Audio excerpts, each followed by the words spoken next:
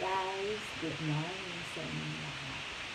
Masaya ako ngayon kasi sa pag-exercise ko araw-araw, meron din nangyari ng ganda. Yung dating 148, not kilogram. What is that? A scale.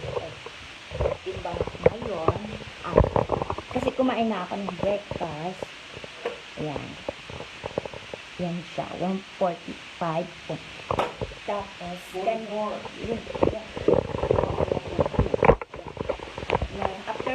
before kami nag-breakfast, ang timbang ko ay 144. Ngayon, sige kumain na ako. 145. So, dati, yung hindi pa ako nag-exercise, hindi pa ako nag-gym, ang timbang ko ay 148. So, ang laki pa na nabawas. Kaya, maganda pala talaga yung mag-exercise sa umaga or sa gabi, 6 o'clock at least. Tapos, control lang sa pagkain. Talaga parang kailangan lang talaga ng disiplina ng sarili sa pagkain. Tama pala yung habi ko, yung aking bisita na kailangan discipline. Kasi mahirap ko talaga pag mabigat ka, mabili ka ng halin, tapos takaw sa sasakit. Hindi pala yung mataba, kahit hindi pala yung. Kasi pag noon yung mabigat ako, yung 148 ako, mabigat sa 148, taas talaga yung dito ko.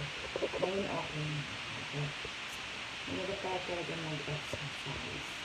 Kaya, sa mga kaibigan ko, sa mga followers ko, meron ba? Hinihikayat ko kayo mag-exercise every morning or every 6 o'clock, 5 like that. Ang hapon, mag-gym or mag-walk. Kasi napakaganda po talaga. Napakaganda ng benefits sa katawan. Kasi ako nagkakaikot na rin, kaya kailangan talaga disiplina kasi masarap pa rin mag-worry sa mundo na medyo mahaba at maganda kung namatay ka ng original na death na hindi ka atakihin.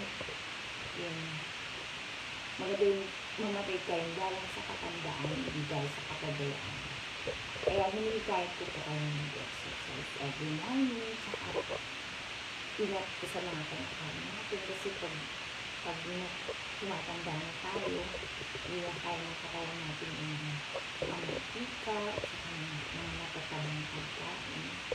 Walang talaga disiplina. At saka yung mga bata ngayon, dapat yung mga edad na 25 to 30, lang din ang mag-disiplina sa pagkain. Kasi pagdating na magkakaedad na sila, doon nila nakikita yung mga masamang sobrang pinakain ng mga junk food, soft drinks, saka yung mga mantika, mataba. Yan. Ngayon, iniisip nila, ay, bata pa naman ako, kala kong pwede pa ang kumain ng ganito. Kaya hindi po yan. Kasi pagdating ng bata ka, gagawin mo lahat yun, hindi ka nag-disiplina sa pagkain. Pag nagkaedad ka na, doon mo nakakuha yung benefits ng kumain. Kaya, ina-address ko na mag-exercise, tamang pagkain, at yun. Ngayon, ang gaan na lang ito. Ewan ko na lang ako na. Kaya, kayo lang. Thank you.